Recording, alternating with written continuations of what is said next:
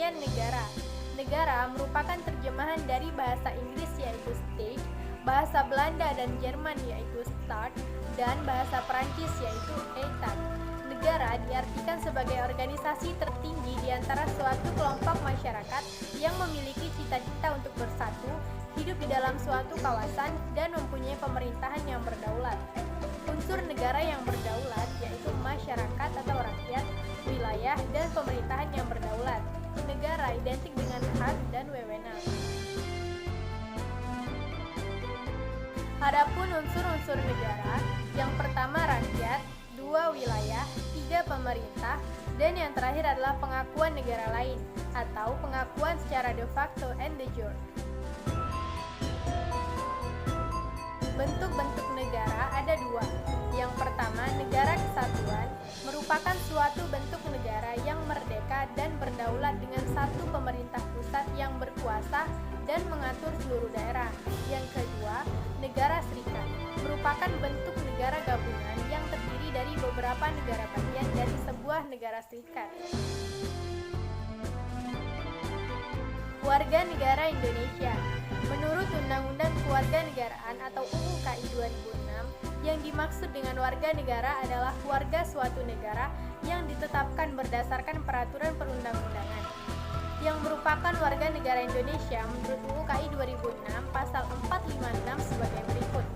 A. Setiap orang yang berdasarkan peraturan perundang-undangan dan atau berdasarkan perjanjian pemerintah Republik Indonesia dengan negara lain sebelum undang-undang ini berlaku sudah menjadi warga negara Indonesia. B. Anak yang lahir dari perkawinan yang sah dari seorang ayah dan ibu warga negara Indonesia. Dan yang terakhir, yaitu anak yang lahir dari perkawinan yang sah dari seorang ayah warga negara Indonesia dan ibu warga negara asing. Tahukah kamu sebenarnya apa sih hubungan negara dengan warga negara? Jadi hubungan antara negara dan warga negara sangat erat. Negara Indonesia sesuai dengan konstitusi, misalnya berkewajiban untuk menjamin dan melindungi seluruh warga negara Indonesia tanpa terkecuali. Secara jelas dalam Undang-Undang Dasar Pasal 33, misalnya ayat 1 disebutkan bahwa fakir, miskin, dan anak-anak terlantar dipelihara oleh negara. Ayat 2 menjelaskan negara mengembangkan sistem jaminan sosial bagi seluruh rakyat dan memperdayakan masyarakat yang lemah dan tak mampu sesuai dengan martabat kemanusiaan. Negara bertanggung jawab atas penyediaan fasilitas pelayanan kesehatan dan fasilitas umum yang layak. Lalu, apa sih hubungan agama dengan negara? Hubungan agama dan negara dalam konteks dunia Islam masih menjadi perdebatan yang intensif di kalangan para pakar muslim hingga kini. Perdebatan Islam dan negara berangkat dari pandangan dominan Islam sebagai kehidupan manusia, termasuk persoalan politik. Dari pandangan Islam sebagai agama yang komprehensif ini, pada dasarnya dalam Islam tidak terdapat konsep pemisahan antara agama dan negara.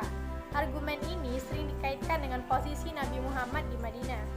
Di Madinah, Nabi mempunyai peran ganda yaitu sebagai pemimpin umat Islam dan sebagai kepala negara. Selanjutnya, ada paradigma integralistik.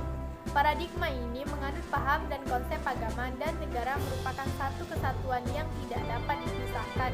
Keduanya merupakan dua lembaga yang menyatu atau integrate. Paham ini juga memberikan penegasan bahwa negara merupakan suatu lembaga politik dan sekaligus lembaga agama. Menurut paradigma simbiotik, hubungan agama dan negara berada pada posisi saling membutuhkan dan bersifat timbal balik atau simbiosis mutualitas. Pada pandangan ini, agama membutuhkan negara sebagai instrumen dalam melestarikan dan mengembangkan agama. Begitu juga sebaliknya.